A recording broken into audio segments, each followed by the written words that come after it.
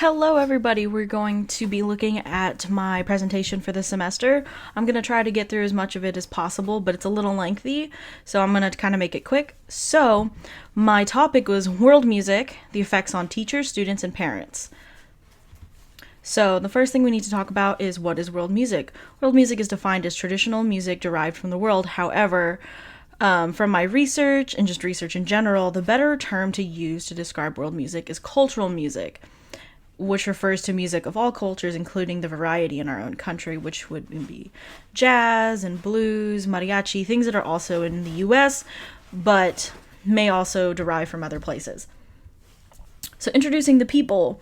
So the people that I have interviewed throughout my presentation have been some of my dear mentors and my friends, and it would be Dr. William Coppola, who is an educator at the University of North Texas, specializing in world music pedagogy. And then my dear friend Nathan Phillips, who is a music education major and an educator in the DFW area.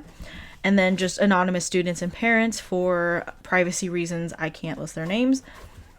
So, Dr. William J. Coppola is the professor of music education at the University of North Texas. He is most notable he is a co-author of the World Music Pedagogy books in Volume 4 and Volume 7. Volume 4 goes more into how to teach in the general classroom, whereas 7 is teaching in higher education, meaning the collegiate level. So, a little bit about Nathan. He's a music education major. He is just a very big world music appreciator and has dabbled in many different cultural musics. So, from the view of the teacher and an educator, as a teacher, what can we do to share the musics of the world, and why should we do it? A lot of this is about keeping culture alive, being aware of the music that's around us, and really appreciating it's helping our students and us as teachers be more accepting and loving and understanding of the people around us, and is very good for people of other cultures in our classrooms to feel really empowered. What to do? The biggest thing you can do in any level or area of education is listening. This could mean while you're taking a test, you place some music from another culture that's maybe a soothing folk song to help students focus in music, making sure that when you do, you explore the cultures of your students and just those in general that apply to your area and the time of the year, etc. Where to start? Brushing on the previous slide, there are many things you can do to start off your ventures into world music. That starts with what you know and what your students know. For students, it means a lot to hear music from their own culture in the classroom because it really empowers them in their heritage, and even introducing students to your own heritage. So as an Asian American, I love to incorporate a lot of folk songs into my teaching as a private lesson teacher, and as a former private school teacher, I would love to incorporate that, including around different seasons of time and Chinese New Year, just to be really free with what I share and very proud of my culture. So why is it important? It is important as educators and music appreciators to understand the value of music from other cultures and pass that on to the next generation. As you'll see throughout this presentation, it starts as educators exploring world music, and it resonates with those that are exploring world music themselves, and with people and students who feel connected and feel empowered by it.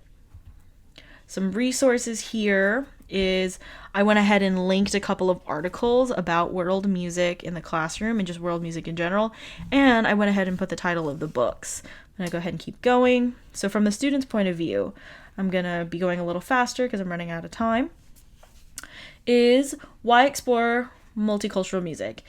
It gives you a chance to explore music and have a better understanding and appreciation for other cultures. And what does it mean to be represented in the classroom? Using cultural music for those in your classroom brings a strong sense of pride in oneself and brings awareness to others. This creates proud heritage and helps music of other cultures continue to thrive. And another thing I didn't put on here that I should mention is that making world music accessible in your classroom is really good for helping students be more understanding and more compassionate as you learn to hear things other than what you normally hear in the world, and you learn to understand people. And if you don't understand it, it's a chance to teach students to listen and learn for themselves rather than jumping to conclusions. So the value of being exposed to world music. Being exposed to world and cultural music that is not your own is important to build awareness, appreciation, and sensitivity, as I mentioned in the previous slide, but this really kind of goes into it, that it really just helps strengthen the next generation. What do you wish teachers would do? So I asked this to a very wide spread of audience, that what did people wish and what do they wish that teachers would do in lower and upper level education. Their overall wish was that teachers would give more exposure in the classroom, along with giving musicians and non-musicians a chance to share and learn about world music. If the opportunity is presented, many will likely take advantage.